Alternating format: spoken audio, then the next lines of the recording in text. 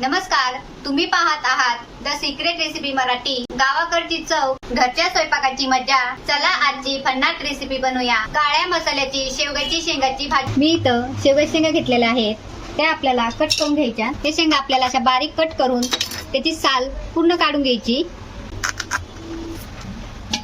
आता शेंगामध्ये पाणी टाकून आपण धुवून घेणार आहोत। स्वच्छ 2 पाण्याने शेंगा धुवून घ्यायच्या व्यवस्थित।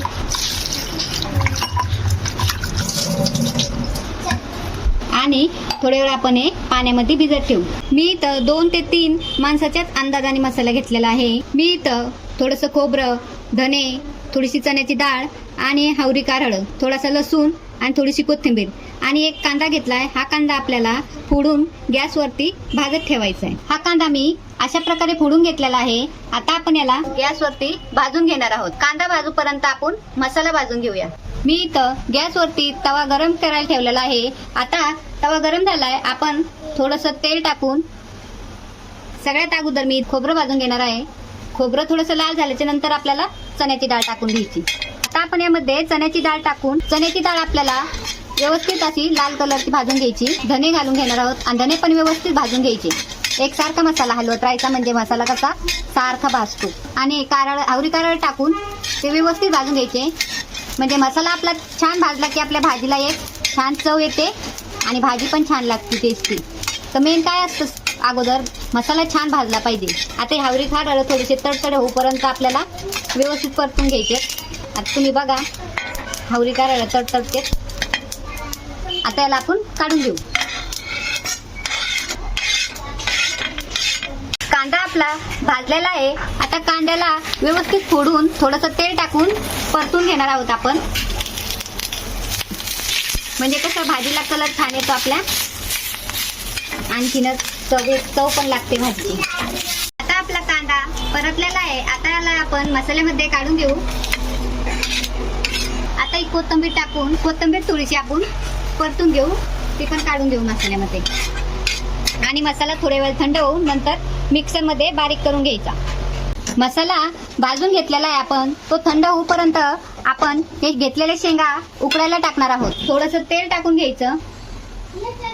तेल गरम झालं की त्यामध्ये शेंगा टाकून उकडायला टाकायच्या। त्यामध्ये थोडंसं मीठ टाकायचं। मीठ टाकल्याने कसं शेवग्या शेंगाला चव येते आणि पांचट लागत नाही, त्यासाठी आपण इथं मीठ टाकून घेणार आहोत। आता यामध्ये थोडंसं पाणी टाकून व्यवस्थित हलवून 5 मिनिटं आपण झाकण ठेवून घेऊ। आता आपण मसाला बारीक करून घ्यायचा। आपण झाकण उघडून पाहणार आहोत। शेंगा उकडलेल्या आहेत। आता आपण काढून घेऊ याला। शेंगा एका प्लेटमध्ये काढून घ्यायच्या। कढईमध्ये आपण एक वगळी तेल टाकून भाजी कढायला टाकून घेणार आहोत। 1.5 चम्मच घरगुती मसाला घालून घ्यायचा। 1 चम्मच कांदा लसूण मसाला, थोडीशी काश्मीरी लाल मिरची आणि थोडीशी हळद आणि 2 मिनिटं हा मसाला आपल्याला व्यवस्थित परतून घ्यायचा।